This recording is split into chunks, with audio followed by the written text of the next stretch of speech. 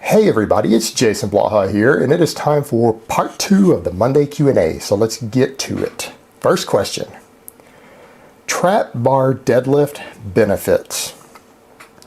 This can be a little tricky to explain briefly, but first of all, the trap bar, because of the position of it and the way that it moves the weight further back, it puts less strain on your spinal erectors and your lower back. So if lower back recovery is an issue for you, the trap bar deadlift will let you deadlift more frequently to work those other primary movers due to slightly less stress on the lower back. So it gives you the advantage of being able to deadlift more often if you're having recovery issues.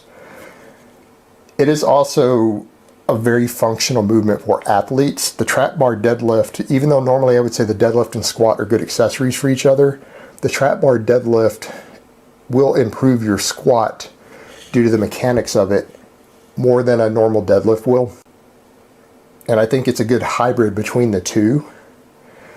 And number 3, it does have, because you can use more weight on it. And again, this is going to vary on how high the handles are, but even if you're pulling from the same distance off the floor, and a lot of them are higher handled, so it's a partial, that's why you can use a lot more weight.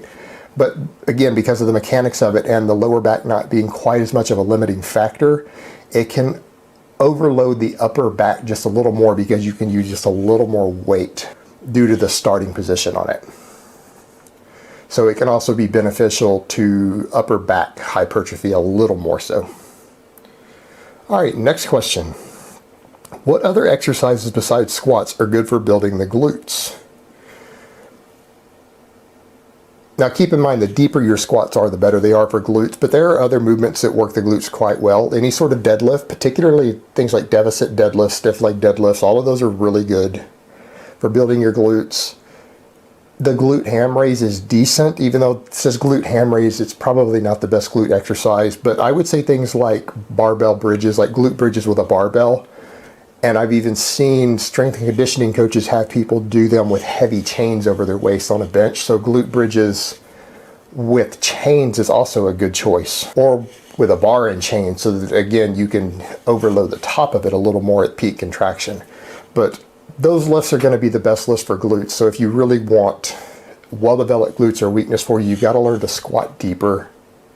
You need to be deadlifting, but I think if it's still a weakness for you after that, doing glute bridges with a barbell or with chains or with both can be very, very beneficial for someone who's having an issue with glute development. All right, last question in this one. Thoughts on chiropractors, miracle workers or voodoo?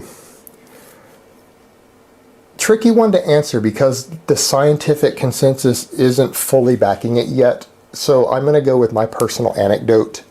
I slipped a disc in my lower back when I was 16 doing some manual labor type stuff around the house. And I went to a chiropractor, and the disc was clearly slipped well over an inch to the side. And the chiropractor got it back into place by me going 3 times a week and got it to stay. And I did not have to have any sort of surgery. It completely was corrected with it after about 6 weeks, and I never had a problem with my lower back again ever for the rest of my life, even deadlifting over 600 pounds after that. Never had a problem with it.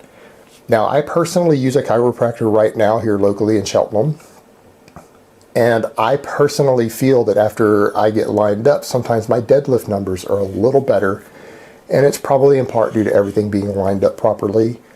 I am an advocate of it for people who are serious athletes. Now, I think that if you're using it as a fix because you're out of shape and have weak muscles and your back doesn't hold itself together correctly, you need to be working out.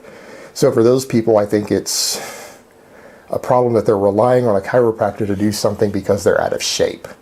For them, I think that they need to get themselves into shape and get those muscles stronger so that they don't need to see their chiropractor as often. But as far as athletes using them, I think that if you're a strength athlete or a serious athlete to where your alignment of everything is important, that I think it is a worthwhile investment. But that is just my personal opinion on it.